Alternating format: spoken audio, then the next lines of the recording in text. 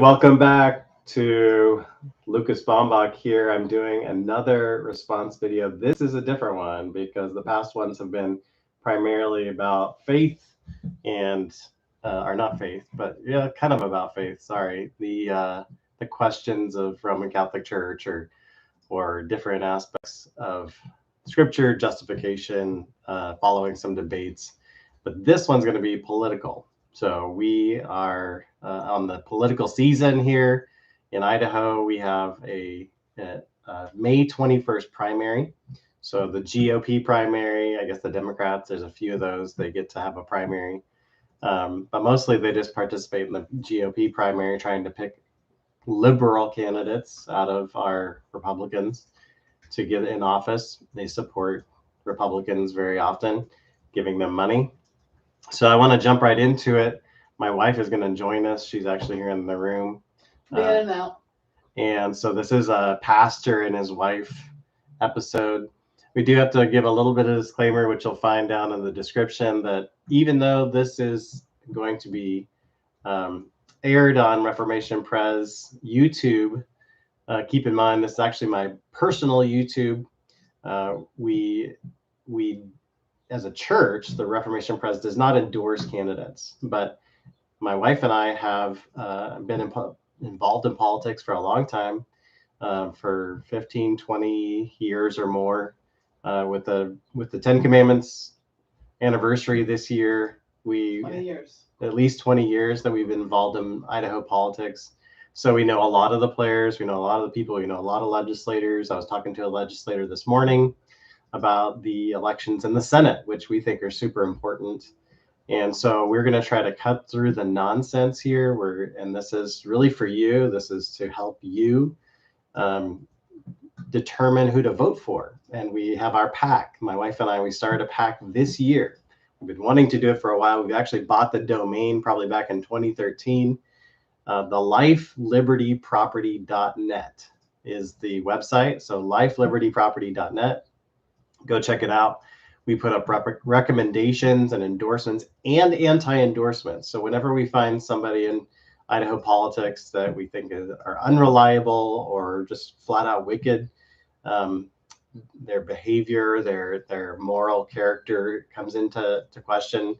Now, we don't put everybody on there that we don't like. There's some people we've got questions about, but the ones who we think really should not be in elected office, and it would actually be a bad thing, we put in our anti-endorsements. So, but let's get started here. I'm going to share my screen, and we are going to, I'm going to try to do the window here, and I think I'm going in the right order. All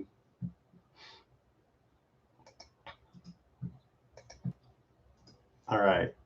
So hopefully I did that right. Maybe I should ask my wife to make sure this is showing up okay, and right that you can hear what I'm saying. Actually, I'll go look on my phone and I'll be right back. So this is the page here that we're going to be going through. I don't like how that's blanking out. So this page here, we have a bunch of different, oh, this is turning out to be a little dicey. I'm sharing this window. You can see and hear. Okay, we can see and hear. I'll be back. These are a bunch of ads that we have received in the mail. A lot of these are District 11. And there's some important races, in other districts. We happen to be in District 11. You might notice this name right here, Julie Yamamoto, is a legislator who is probably the most controversial Republican. She, in this particular ad, it says that she has masked you against your will. She killed a bill to protect your rights to live free in Idaho, not to be masked. She promoted mask mandates as a legislator. So this ad that we got in the mail, my wife did, is from Make Liberty Win. And it says that she is Idaho's most liberal legislator. She is Fauci's favorite Republican. Well, her voting record isn't the most liberal, but in terms of evaluate, there's also Kenny Roten, who is a Republican in Nampa. He's very liberal. But so we put up here that this is a good evaluation. It's reliable. She's not reliable. The evaluation is reliable. That she's somebody you should vote against. And,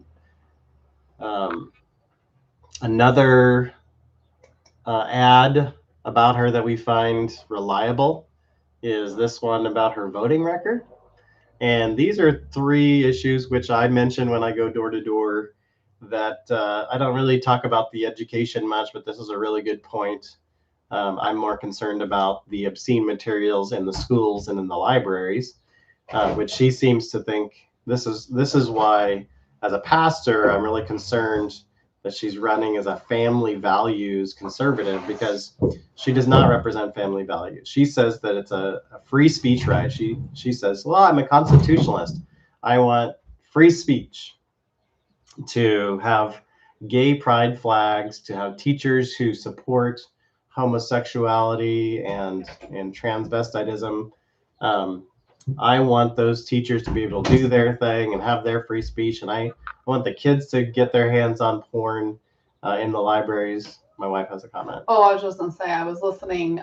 Speak clearly and loud. Sorry, I listen to a variety of podcasts on all sorts of different topics. One of them being true crime, and I was just listening to a guy who prepares or educates educators and teachers and parents about dangers like sexting and stuff online. And he said, children don't have rights. They don't have free speech if in America. That's not a thing. And that's the thing that she said here is, oh, free speech for the children, whatever. He said, if your children commit a crime or involved in these kinds of things, the parents are the ones who are held accountable for that. And so I think it's very important to just do away with that line of argument and that line of thinking when it comes to this. You know what? They don't have the right of free speech to read or consume pornography. The end. Right.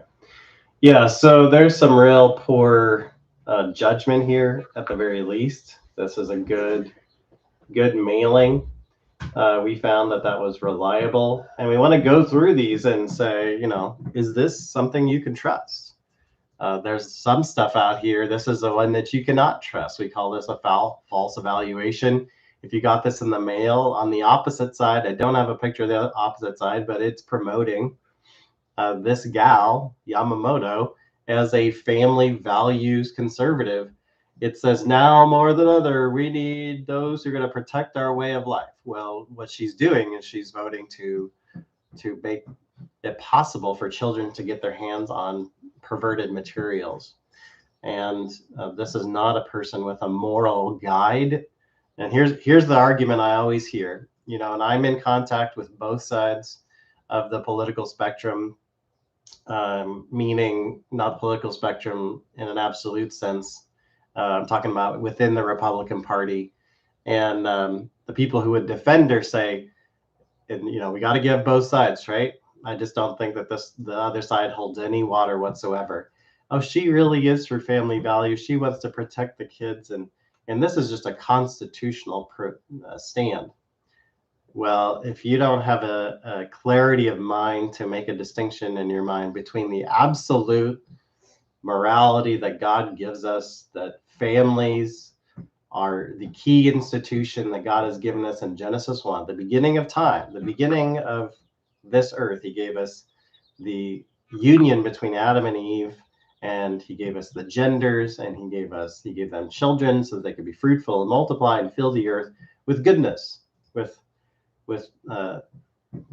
beauty, and little children that would go on to declare the name of God. Training children to do things that are immoral is not American. It's not a matter of faith. It's the devil's faith, but it is not God's faith. And so this woman, Julie Yamamoto, she goes to every Bible study in the Senate when she's there. I don't care if she's gone to every Bible study on the planet. that actually makes her without excuse. Because if you're going to Bible study, you better be learning God's law. You better be learning God's standards. And this isn't just an Old Testament standard. Go throughout the New Testament, you see more prohibitions of sexual immorality than you do in the Old Testament. We may not allow porneia. Porneia is the word in the New Testament for sexual immorality. This woman is protecting sexual immorality in the culture. She is not promoting a culture of faith. Family, if you're out there promoting transgenderism and homosexuality, that this is a free speech issue, you are not protecting the family. You're marginalizing traditional marriage, men and women, and this is not freedom, this is bondage. So we find that this particular, it's paid for by hometown heroes. I don't even know what that is. I'm sure we can go look it up, but it's some sort of PAC. Whenever you see stuff from groups that you've never heard of before, you need to really wonder, like, who thinks these are hometown heroes? The Nancy Pelosi? I mean, this could be anybody. We have no idea who hometown heroes are. I'll give you a quick tip when you're looking at political things. The most important information on any political mailing or flyer that you get is going to be the fine print. So it's just like the warranties. Whenever you get a mailer, find the smallest print, and it'll say who it's paid for, who funded it, who's behind it, and then, Google's your best friend after that. If you don't know who it is, you can go to the Secretary of State, sos.idaho.gov. Yes, I do have that memorized because I use it a lot. And my wife's right. Just get on the horn and start asking, who is this? Don't just accept it because it came in your mailbox. So here's a good example of something you don't accept because it came in your mailbox. This is probably the most important race in my district. Chris Trakel, probably unfortunately in my view, he needs your support more than any other candidate. He is kind of just a regular dude, not a clever campaigner. He's always available to the constituents, but doesn't have a lot of money. He has the least money of all the candidates in this district. But he's the incumbent senator, and he is protecting us from perversion in the schools. He goes to the school board meetings and he shows his face and he puts his integrity and his honor on the line. Chris Trakel is voting against liberal policies, and there's a group, the name of it is Liberty for Idaho or whatever. I mean, it sounds like a Idaho Liberty PAC. It sounds like the kind of group that I would want to listen to, but it's not. Chris Trakel is a good guy, and they actually say on here, on the other side, it says that he wants to turn our cities into San Francisco. I mean, this guy's a Marine. Oh, and then he's voting against veterans. It's like, if anything, the guy, because he's a Marine, is going to be voting for veterans too much, not too little.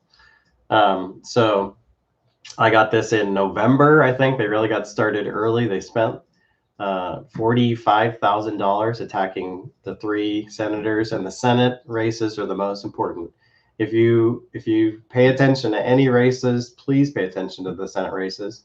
They are the absolute most important. So trying to move all along here. Here's another one. Now this is Trakel, who it does tell the truth about him. It says that he's for education choice, which means he's pro homeschooling, pro private schooling.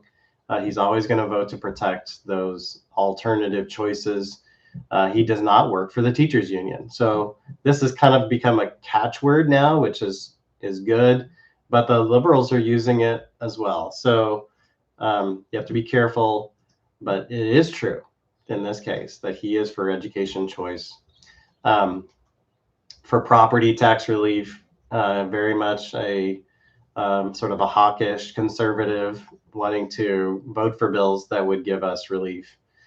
And DEI and CRT. So CRT is critical race theory. So teaching white kids that they are the problem and that we need to do reparations. And DEI is the attempt, the movement within our universities to train our young college age folks that if you don't respect trans people, you're transphobic. If you don't use pronouns, you could be brought up on crimes and kicked out of university.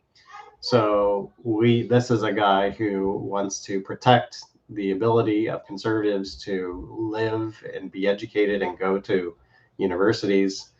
And then the last one, against Biden's border invasion, he's very much just a across the board conservative. And then just wanted to point out this one about Tammy Nichols. She's also under fire. This is the San Francisco here. This is a lie that this is a woman who is from Idaho and she's not from California. There's no reason for her to want to turn Idaho into San Francisco, where there's poop on the sidewalks from homeless people. She lives out in rural Idaho in District 10. Defund our police, defund our prisons, defund veterans. I mean, this is just like flat out lies. If you see something like this and you're new to politics in Idaho, I sure hope you weren't fooled. And I'm hoping that the old timey folks are not fooled. Like, oh, she was conservative and now she's flipped. She is not flipped. Tammy Nichols, Senator Tammy Nichols. These Senate races are very important. That's why I'm spending so much time on them. And I just wanted everybody to see these political ads and go through them, to give everybody a really good idea about what we're looking at here. So I'm going to switch over to a different screen. So hopefully this works. Sometimes it doesn't work and I might need to reshare. See if I can get rid of this stuff. There we go. Okay. So does this work? I might have to reshare. Stop sharing and reshare. Okay. Let's go to this window here.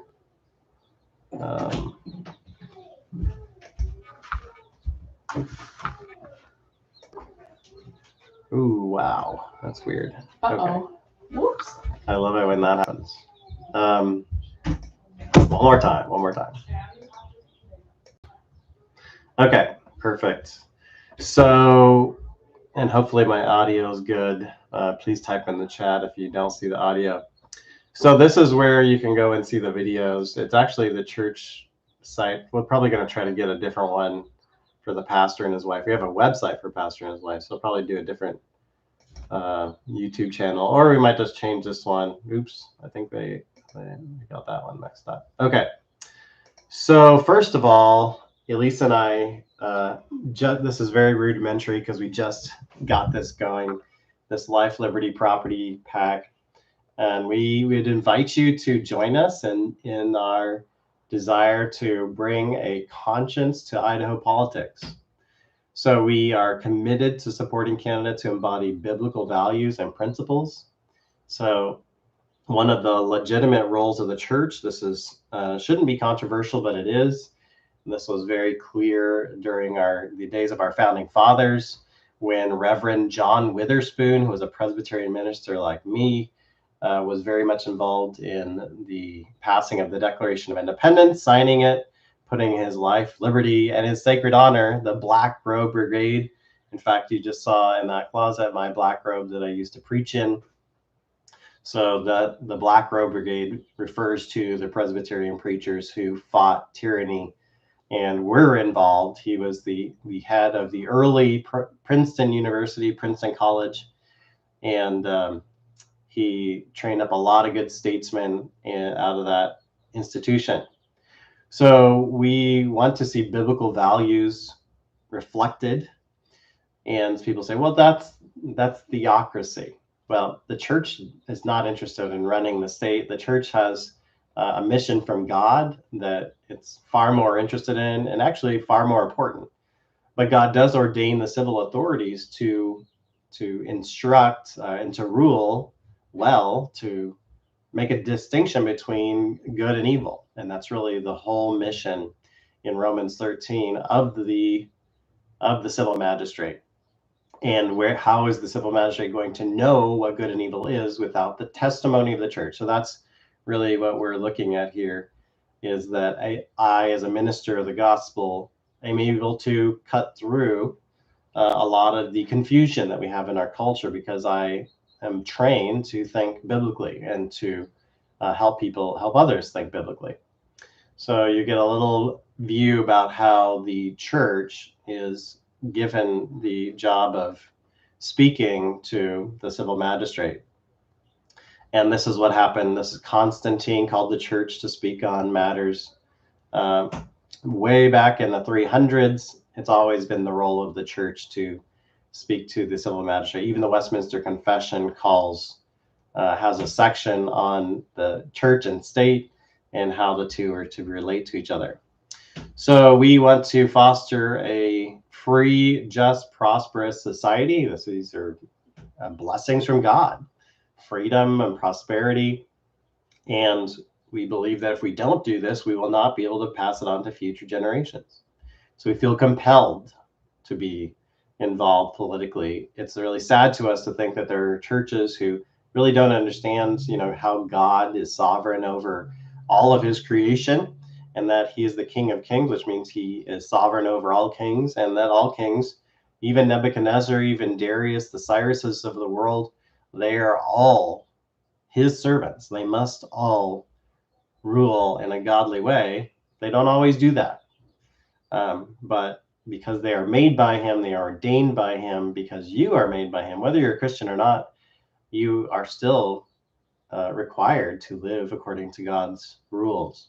And we have this weird situation in modern Christianity where we think, well, if you're not a Christian, then you don't have to live by God's rules. I don't think that's anywhere in Scripture. God's law and God's moral law is for everybody. And even atheists say, well, we can adopt your principles, even though we don't really have any of our own. So we understand that the soul of our state, always the soul of our political state, revolves around primary elections. The Republican Party is primarily in control in Idaho. The Democrats are working hard to get ranked choice voting so that they can start stealing elections. But this is a state that is where the powers are determined in the primary elections. So that's our primary interest. We may or may not be all that active during the general election. I mean, we're going to have Trump as our nominee, and we're not never Trumpers.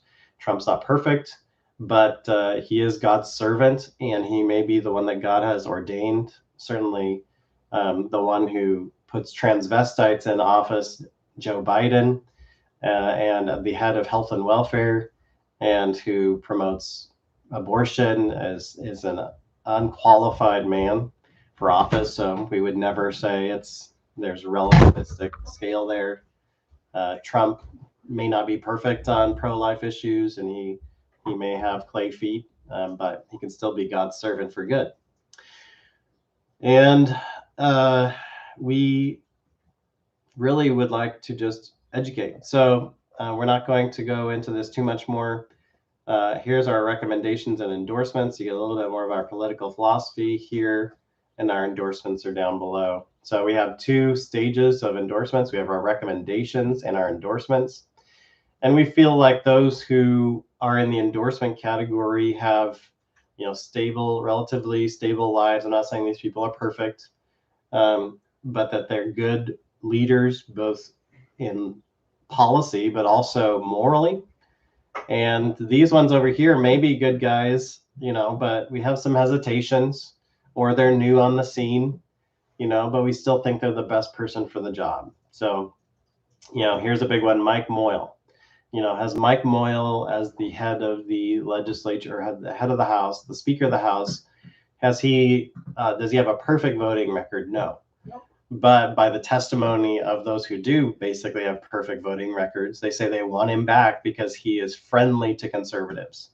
So, hey, you know, if you have a bad voting record, but you're still friendly to conservatives, you're still willing to put them in positions of power, you're still willing to fight for conservative causes when push comes to shove, that's great. And so we support Mike Moyle, but he also, you know, he has a broken family, very well reported. We're not breaking anything here, that he and his wife were divorced about 10 years ago, or maybe last 8 years ago. And he married another legislator at the time. And so we have our hesitations. We don't think that's correct. We certainly wouldn't let him, you know, lecture us about what the right policies are about marriage. But, you know, we think that he's the best person for the job. There is actually a gal who is in her early 20s, early to mid 20s, running against him. And she claims she has more conservative credentials, but she really is just a young gal. And did we put her on an endorsement? I'm getting ahead of myself. So anyways, but these guys over here, we felt fairly confident. We've known them for years, or they have a track record. And, you know, there's a lot of these where we can't endorse because there's nobody really all that worthwhile running. And none of our endorsements are going to be absolutely perfect, but we think they're fairly safe. Here for Congress, we've really disliked Mike Simpson for a long time. We endorsed his challenger on the other sheet, or we recommended or endorsed. This is the gal running against Mike Simpson. And here's my biggest, let's say that she's a great conservative or whatever, and you know, she can go to the legislature, and I really don't find her all that well-spoken or principled, but she's also super young. And the legislature is a place where there's a lot of corruption. In fact, there's a lot of sexual immorality, and sending a single woman. You said Mike Simpson, you meant Mike Moyle. Mike Moyle, sorry. That's very last little bit, yeah. Sorry. Mike Moyle is the one she's running against, not Mike Simpson. We can't unendorse both of them. I guess we could, but I would never send my daughter of 20 some odd years old into that horrible place where there's legislators. I can point to you not only legislators like Mike Moyle, but others, and many of them, even on the conservative side, that are having sexual escapades in the state house. And this is a big problem. I would never send my young daughter into the lion's den.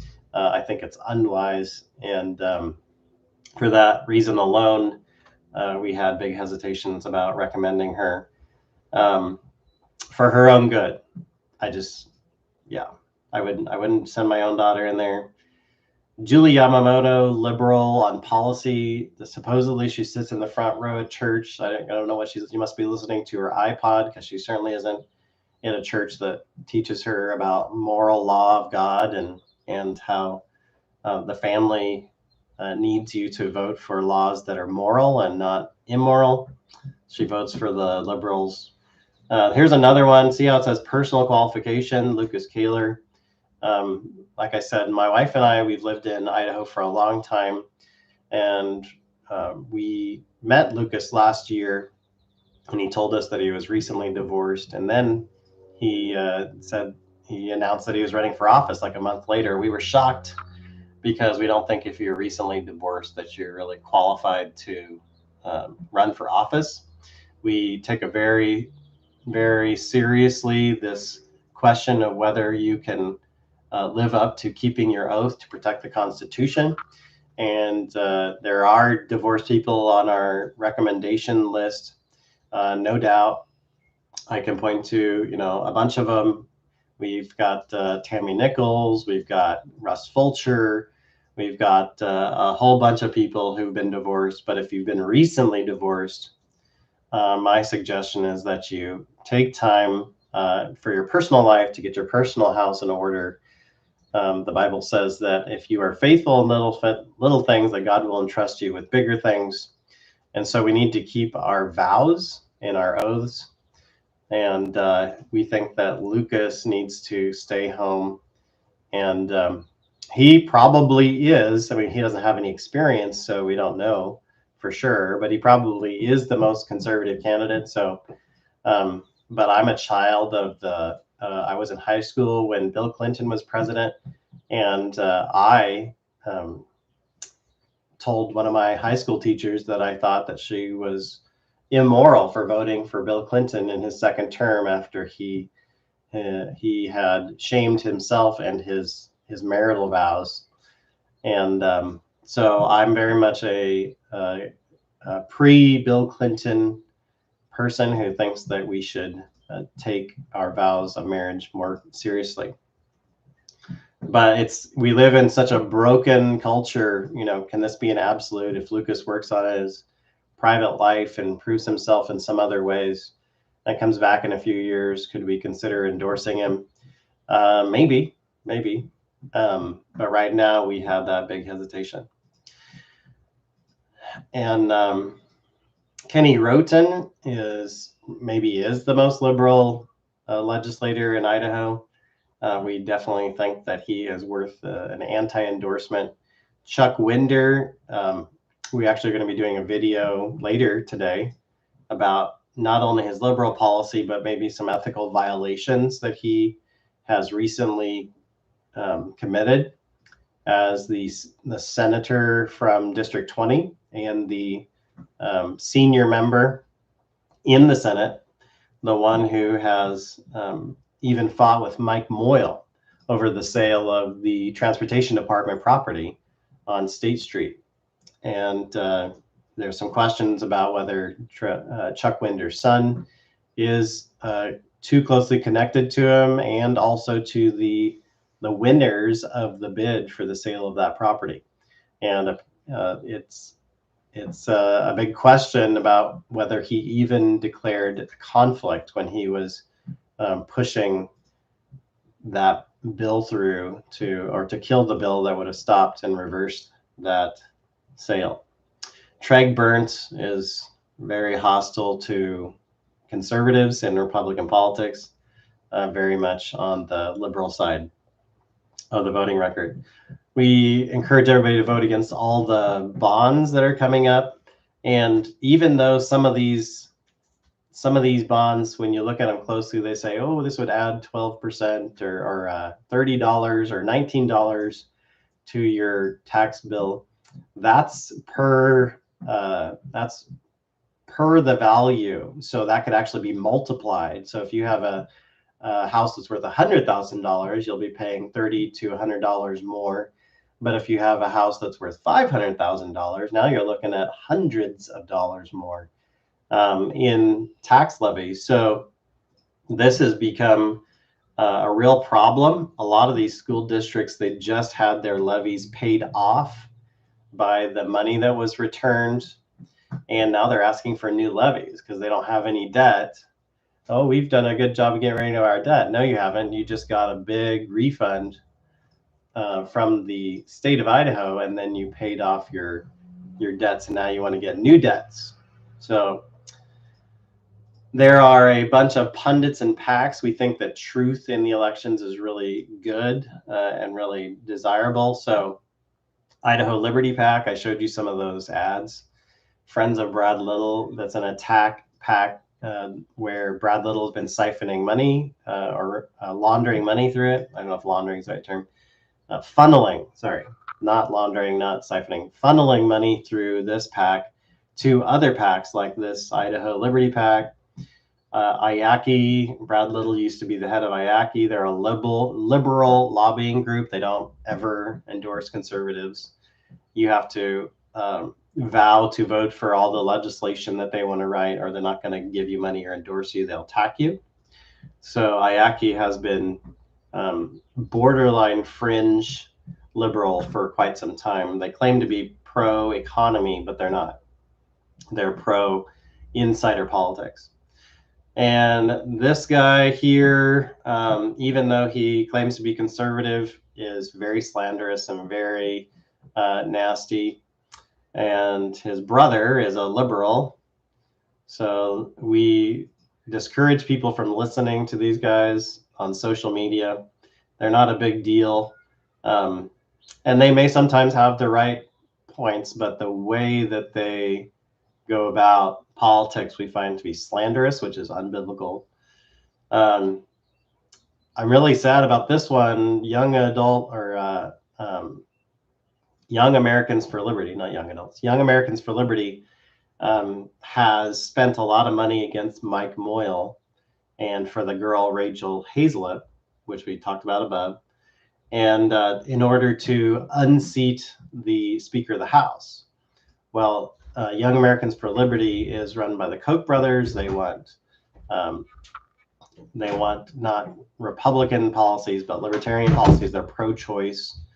And so this dark money is very dangerous. Millions of dollars coming into Idaho from the outside, and purportedly to support conservatives, but really to upend. There's been a number of legislators, which I'm going to go through here, which have actually been very upset, conservative legislators. This guy, slanderous attacks, his PAC, slanderous attacks. And it's one thing to be conservative and to say the right things. It's another thing to always have something horrible. I think he ran a meme showing, I'm pretty sure I got the right guy, showing Yamamoto in some sort of like horrible, nasty get up, and or on the cover of Playboy or something like that. Or that could have been Dustin Hurst. Anyways, these guys are very closely allied. In fact, I think they share materials, and they bounce each other. They bounce whatever Dustin doesn't want to do, this guy will do, and vice versa. They work together to slander people. I'm not gonna say that Yamamoto is like the worst person or that she's not a Christian. I think she's a bad leader, and she's not leading like a Christian should lead. But I'm not gonna say that. I'm not gonna say that she is. She's a Jezebel. But speaking of Jezebel, I wanted to go through this story. Recently, I have called out a bunch of women in the Republican Party who are backbiting and infighting. I called them out as Jezebels. And Jezebel is a woman. She was a queen in Israel, 1 Kings 19. She both wanted to kill prophets like Elijah. So you'll see here in 19, she wanted to kill Elijah because she didn't like him. He ran away for his life, right? And then in the next chapter, we see, not in the next chapter, 2 chapters later, Jezebel, the same woman, is talking to her husband, the king, who wants to buy this vineyard from this guy. And this guy, this is about property rights. So that's why, Life Liberty Property, right? So the king, which is the civil magistrate, wants to take this vineyard from this guy. And he does it by taxation. Taxation is theft, which is socialism. The guy says, no, I can't give you the inheritance of my fathers. This is a moral issue, right? He says, no, I can't do this. It would be wrong for me to do it. Ahab went to his palace. He was upset. Jezebel came in. She is a foreign queen that the king of Israel married an unbeliever, which is why you should never marry an unbeliever. And she hatched a plot. In order to kill Ahab's subject. Naboth was a subject who had a piece of property that he wanted, so he could plant his garden next door. You literally murdered a man so he could plant a garden. Like, how frivolous can you be? He used eminent domain, if you will, to steal a man's property and then do nothing with it. So Jezebel wrote letters in Ahab's name. So she's falsely dealing. She's lying. She's sealing them with his seal, meaning that she is working behind the scenes and pretending like she's working for the king. There's a lot of political operatives in the Republican Party and the Democrat Party.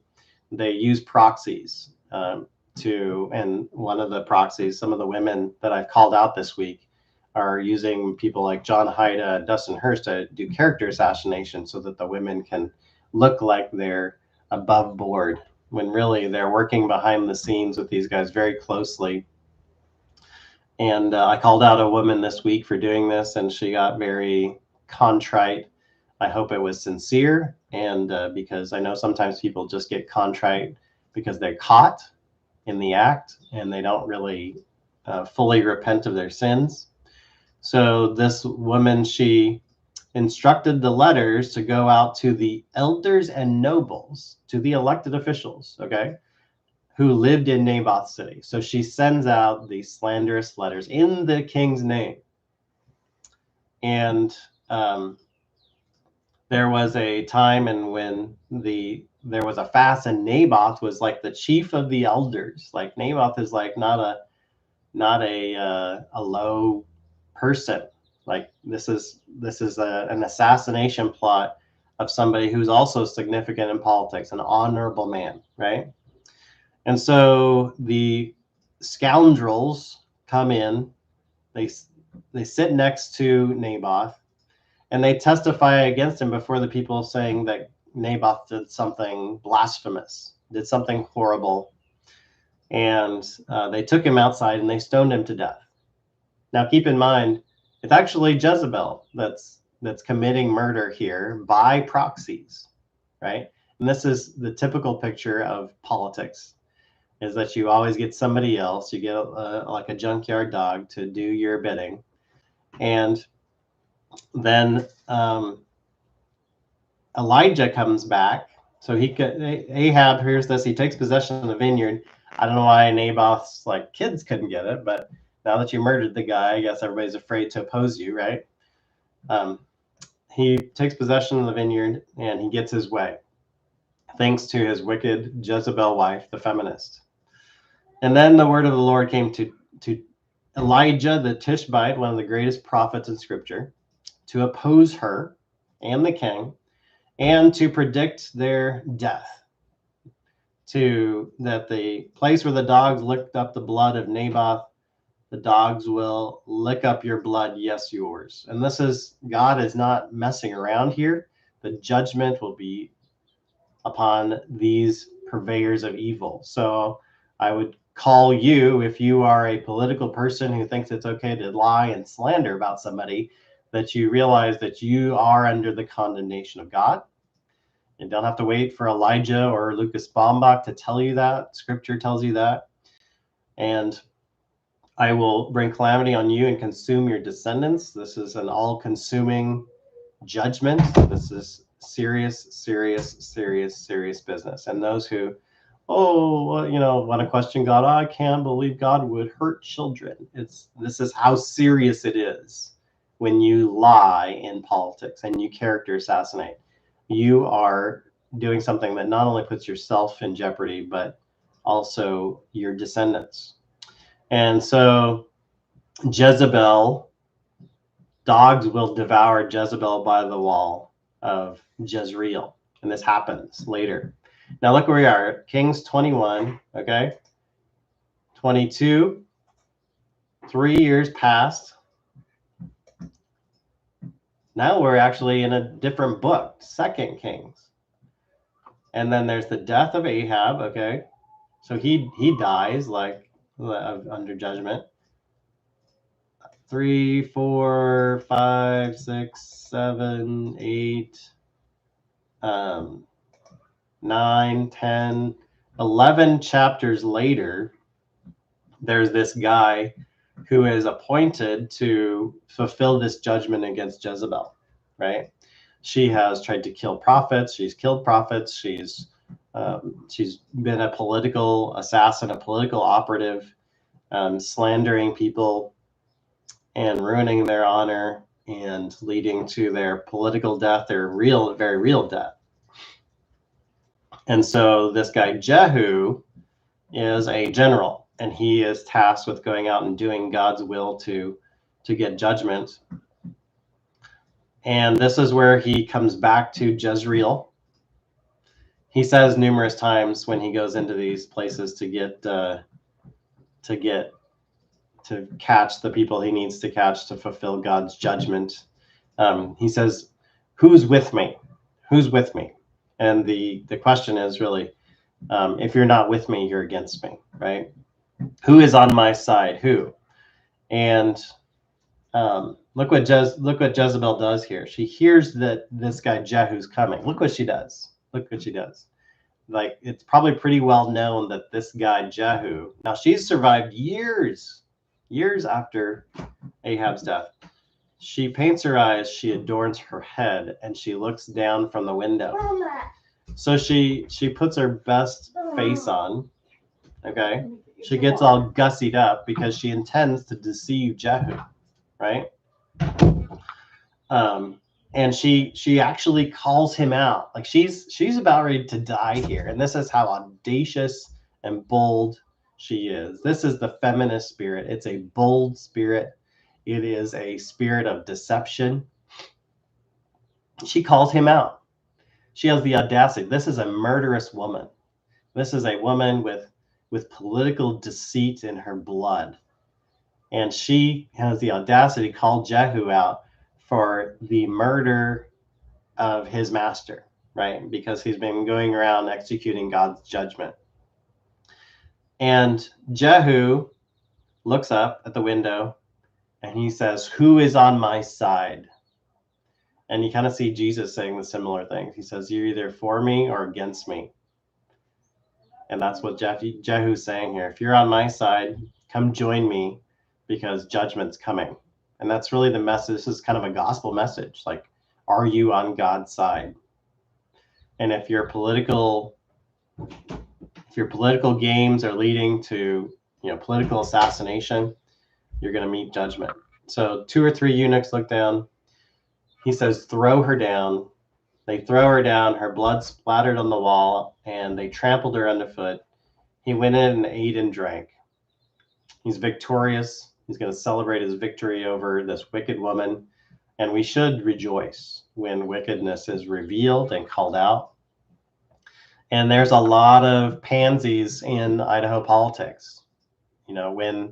When the evils have been called out, and instead of repenting and turning from your ways, if you decide to attack the messenger, in this case, those who are serving God and bringing truth to the public sphere, then you're going to bring judgment upon yourself. And he actually does have a moment of compassion here. He says, "Go out and bury her in an honorable way." She's the wife of a king. So those who say that Jehu is just, a bad person, he does get in trouble for being too bloodthirsty later on. But here he's doing God's will, okay? And he just does something honorable. He says, "Go bury her." But the dogs have eaten her, and there's nothing left of her but her feet and the palms of her hands. So this is a warning to the spirit of Jezebel in our culture, and those who think that they can live lives of political ambush and political discord, that the spirit of Jezebel, this feminist spirit, this ungodly woman who was a pagan, if you call yourself a Christian, you're living, this is the fruit of your life, then you need to repent before the Lord. All right, so that was good. Here are some pictures of some of the folks who are running for office in District 11. This is Kent Marmon. This is Chris Treacle. I would recommend or endorse. I think we endorse both of those men. Here's an example of a political meme done by this guy who we gave an anti-endorsement of his activities. This is the prosecutor's race. So there's two men running. We actually recommended Chris Boyd, and there were some questions about Chris Boyd, whether he was nasty to Greg, and in the recent days, he failed to properly record. He did record a campaign donation, but he didn't do it in the right way, so he got fined. But this is nasty. In fact, this is downright dangerous. Making memes which are imagining the death of a person. In fact, in light of what we just read, I said things about political assassination, character assassination, being dishonorable. I would encourage you to unfriend and block Dustin Hurst. I think he is running on conservative values. He's a purveyor of wickedness, who is protecting himself by hiding behind conservative values. And you need to protect your conscience from stuff like this. You don't need to laugh at stuff like this. You know what? And look at the names of the people who have liked this. Now, this isn't funny. And this needs to stop. If you went and liked this post, you better go in here. You put your name out there. You endorse this message. You put your name out there for the whole world to see that your sense of humor is ungodly. And I would like to call all of these folks on here. There are 44 names here, 27 more. If your name popped up in this list, obviously you have some unliking to do. There's some men on here who I really like. I can see 3 names of men I really like. You know what? And liking stuff isn't always the worst thing you can do, but yeah, moments of weakness, I get it. Here's a dishonest ad from Idaho Freedom Action. And I wanted to point it out that this is why you need to support Life Liberty Property.net, because even though I like Idaho Freedom Foundation, generally speaking, this is a poor communication. Who votes like a Democrat? And there's all these names. This name right here, Phil Hart, is the highest rated Republican on their own rating system. Phil Hart. And in this ad, they have him on a list of people who vote like a Democrat. This is irresponsible. This is not only inconsistent with their own materials, this is irresponsible communication. Not every voter is going to understand this type of poor communication. We need to have political ads, and they like Phil Hart, Tammy Nichols, Scott Herndon, Glenita. They endorse these people. This is poor political communication. And that's irresponsible. This is the civil magistrate. These people, we need to make distinctions here between the ones who really are bad, which are probably, you know, let's see, who's like the worst person on this list? Jim Guthrie. Okay, he's terrible. Okay, Jim Guthrie, he's one of these guys who had an affair in the legislature, and he's still in there. He's still in there. There's others, you know, that are not great, but so dishonest that you would post a list of lawmakers that vote like a Democrat, and you'd have the people you're endorsing on that same list. It's wrong.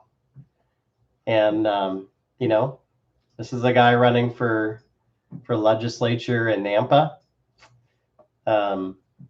Did he post this? I'm not sure who posted this. But this is bad.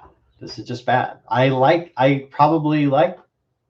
here to find out who to vote for, like sometimes, or who to like. I'm like, who are the people who love freedom? Like, this should be a reliable group that we can trust. But they're doing a terrible job of communicating here. All these people they have endorsed. And anyways, yeah. It just blows my mind.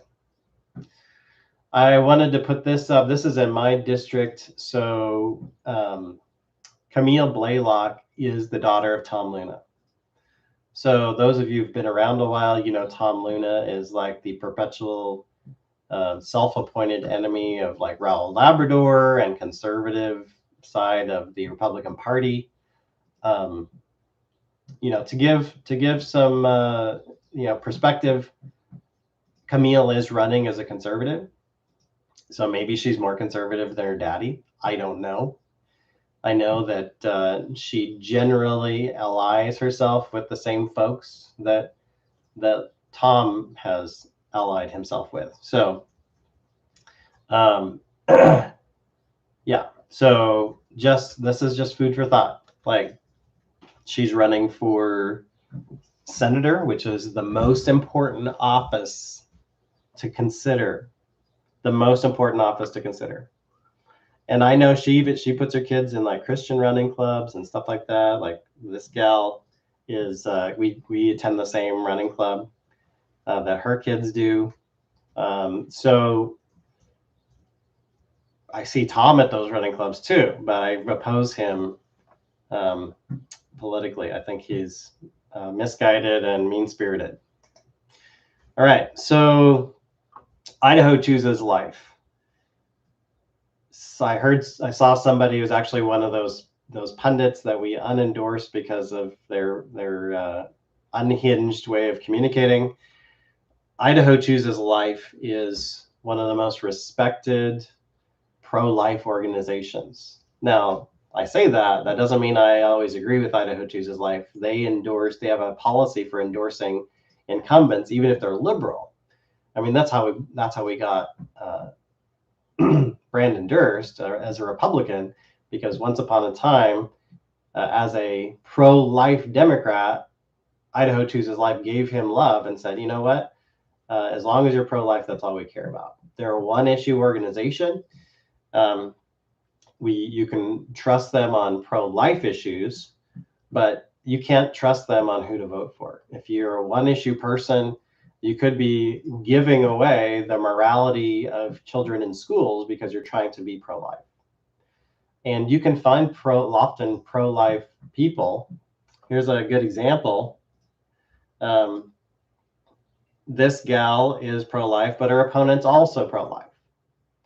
And I've actually talked to Sarah, and she's been pretty nice to me. You know, maybe it's just, you know, all political maneuvering and stuff. But, and I'm not saying maybe she would be good. She's also running as a conservative, but her husband's on the board of Idaho Chooses Life. So obviously she gets the endorsement over the other guy who also says he's pro-life. So they're kind of hedging their bets, as you can see. Like, they pick whoever seems good to them without a lot of other thought. So, you know, this is a gal we either endorsed or highly recommended. This is another guy, I don't know who that is. Canyon County Republicans. This is Randy Jackson, January, saying something about this bill. And Amy Henry. This is a gal that I had some words with earlier this week. We made amends, and we're going to work on our friendship. And I'm very happy that we were able to talk through some of our disagreements. She called some names, I called some names, and I very much regret resorting to names. I think we do have some significant things to work through, but she makes a question here. Wait, what is this? I don't know what she's promoting here. Second Amendment activists. Oh, here it is. Here it is. So this is back in 2022, a couple of years ago. So she is questioning why they endorsed Greg Cheney and Debbie Critchfield instead of whoever the other candidates were. And Idaho Chooses Life did not support Little. They supported Raul Labrador at one point when they were running. So this is actually a good question. You know, how do they make their recommendations? I know the answer to that.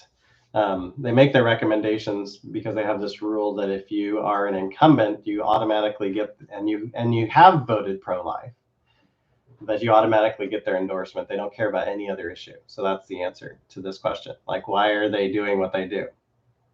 Idaho Chooses Life is not what we are, Life Liberty Property. They are not concerned about any other issue but life. And we don't see inconsistency there. We certainly wouldn't support somebody who's pro-choice. We don't see an inconsistency with being a biblical Christian and being pro-life. We would support people who were consistent in all areas of their biblical Christianity. All right, so that answers some questions about Idaho Chooses Life and David Ripley. I won't go into that. David Ripley used to be a Democrat until his wife aborted their child, and then he became vehemently pro-life, and his wife was the head of the NEA. She's basically in the state house. You had his wife, I don't know if she still is, who was the head of the National Educators Association in Idaho, and then you had David Ripley, and they were constantly, at each other's throats in the legislature. So I just wanted to cover that question because I saw somebody bring that up. People don't know a whole lot about Idaho Chooses Life and who's on the board, and they don't put out their endorsements on the internet. They send out mailers and do things like that. And there are other pro-life groups out there. It just happens to be that David Ripley is fairly good at making targeted mailings, and to their supporter list, which is by now quite large. So this is back. I should have talked about this earlier. This is going back up to one of our endorsements and anti-endorsements of Mike Moyle and his challenger. And this senator, who is the most conservative voting record according to Idaho Freedom Foundation, is endorsing Moyle. He says, "I worked with Moyle when I was in the House. I appreciate his skills, and he owns property in Clearwater County, which is up in northern Idaho." So Phil has sided over the quote unquote more conservative choice, the girl who says she's conservative, and Mike Moyle, who actually is friendly with conservatives. And these liberty legislators are putting their reputations on the line. Okay, so there's Phil. I wanted to point that out. Also, you have Heather Scott, who in this particular instance, this is tying back to the Young Americans for Liberty post.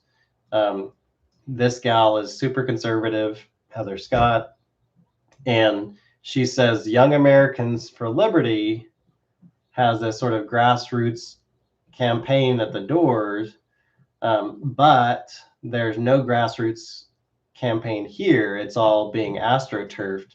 They're spending millions of dollars, and even people like Chris Treacle, who probably is being benefited by YAL and the millions of dollars they're spending. This is outside money from outside Idaho. We call it dark money because we don't know who's behind it. Probably the Koch brothers, who are uber libertarian, pro-choice organization. So normally I think they would choose the right candidates, but they're doing something that has really dangerous here in Idaho. And that's why the conservative legislators, I mean, this gal is like, not just conservative, she's like far, far, far right wing, right? Heather Scott. And she's even saying we had to pull out of this YAL group because of what they're doing. That is wrong in Idaho. Here's the other legislator that we endorsed from my district. He is also not happy with it. So this is just keeping in mind that you know, we have disagreements even with right-wing groups who do misguided things that are going to actually set us back in Idaho. Then this is an article which I'll probably try to link it in the description, talking about the same. Oh no, that's Chuck Winder. I should have organized this better. So this is back to the same thing. Heather Scott, the gal who posted that thing about Young Americans for Liberty, she's defending Mike Moyle against this gal Maria Nate. And so there's some folks who like try to think of everything in simple terms. Like if Mike Moyle doesn't have a certain voting record, then I'm going to get rid of him. The problem is that the Speaker of the House gets to appoint people to all these committees who can stop legislation. And if he's friendly to you and has the ability to appoint these people, and he comes out on conservative sides of things a lot, when push comes to shove, he sides with conservatives. He sees himself as very conservative. Then you support him. So this Make Liberty Win PAC has been flooding his district with mailers, meaning outside money is helping determine who wins in his district. And they're calling him a swamp king, which if all the conservative legislators are binding together to defend him, do you think he's the swamp king? Like, they should be rooting for his demise, not defending him and putting their own reputations on the line. They're total lies, misrepresentations of the truth. This is why politics needs to stay local and grassroots, because you're going to get the real truth from people who've been around a while, who actually know who the players are. They've had their disagreements. They've worked things out. But there's a new group of people who don't really understand what they're doing. And that's always the way it is. There's always a new crop of activists who think they know best, and they were not willing to listen to anybody who's been around a while. So Moyle has the largest income tax relief in 10 years. He's been pushing back on the woke agenda creeping into Idaho. I mean, the guy has done a lot of good, more conservative things. So that's why I wanted to point out this article. I actually put up a Twitter post that where later on Heather Scott says that she thinks women should not be leaders, that men should be leaders. And if you know anything about Reformation Church, our church, we don't have any female elders. We don't have female deacons. In fact, we don't let women teach men in our church at all. We're very conservative, biblical church. And we agree with Heather Scott, where down here in the article, she says she doesn't even think that women should be leaders. She doesn't like being a leader in the legislature. She's a great leader, but she says she doesn't even like that. She thinks it's unbiblical, and that's a sign that we're under judgment.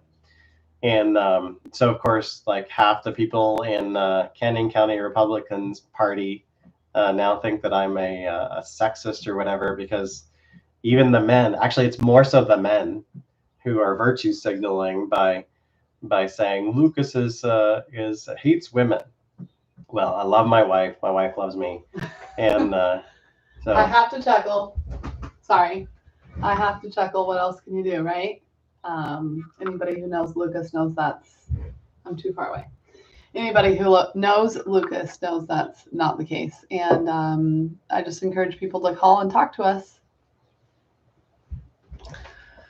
All right, almost through all of this here. This is about an hour, so that's good.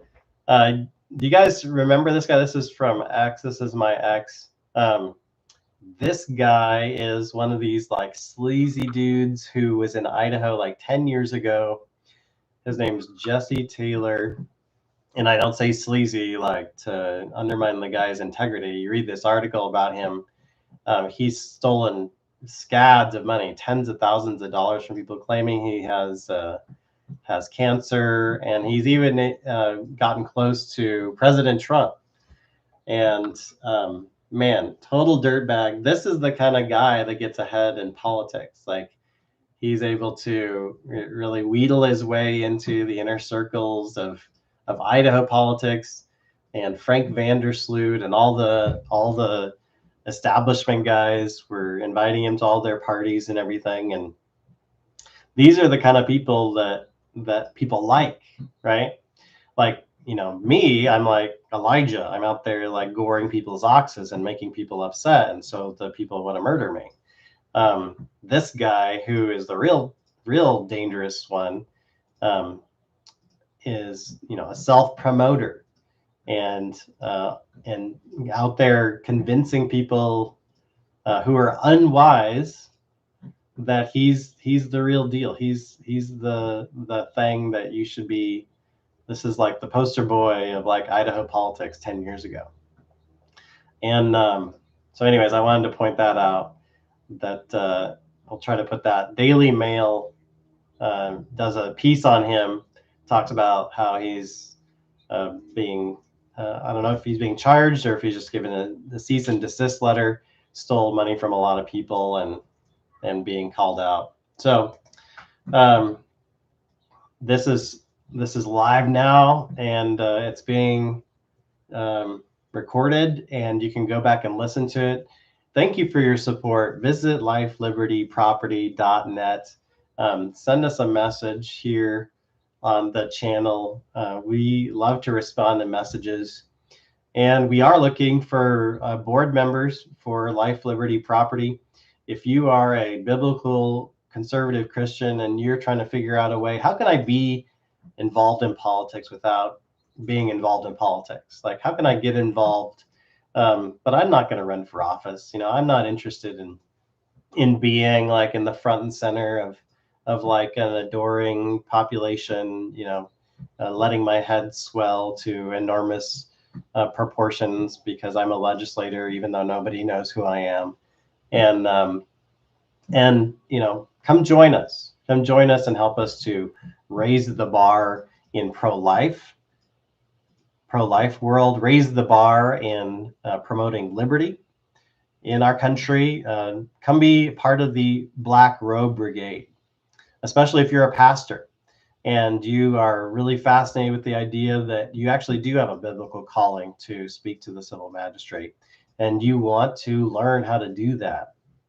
Come and work with us, partner with us, join the board. We've just started this PAC, and we have a few board members. We would like to expand the board to expand the reach of this attempt to bring about a more godly character to the face of representatives here in Idaho. This is the chairwoman of the Women's Committee.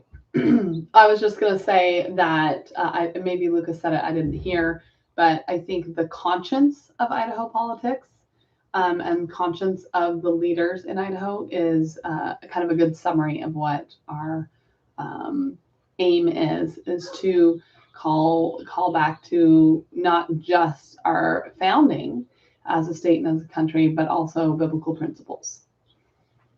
And we're going to make a lot of people mad doing it. On our side and on the other side. And we're not going to apologize for it. So thank you for listening. Thank you for your support. And we'll actually try to do a couple more of these videos between now and the election. Hope to do one on Chuck Winder and his race, because there's some articles that have come out in recent days. And it looks like we need to really get him out of there. And it's a doable thing. There was a gal that ran against him a cycle or two ago, who came within 600 points of defeating him. That means you only have to get about 350 to 400 votes to flip. So let's really work on Chuck Winder, getting him out. We think that even, and he's another one of these guys, just like Julie Yamamoto, goes to all the prayer meetings at the Capitol, goes to the Bible studies. Well, what good is that if you're not going to be a godly ruler? What good is going to church if you're going to go into the legislature and vote to enrich yourself? You're going to vote to expose children to pornography. Like, what good is your Christianity? What good is taking the name of Christ upon yourself if you're only going to bring him dishonor? When I'll leave you with that, always leave the best for last. Praise God, all glory to him, and we'll see you in the next one. Bye-bye.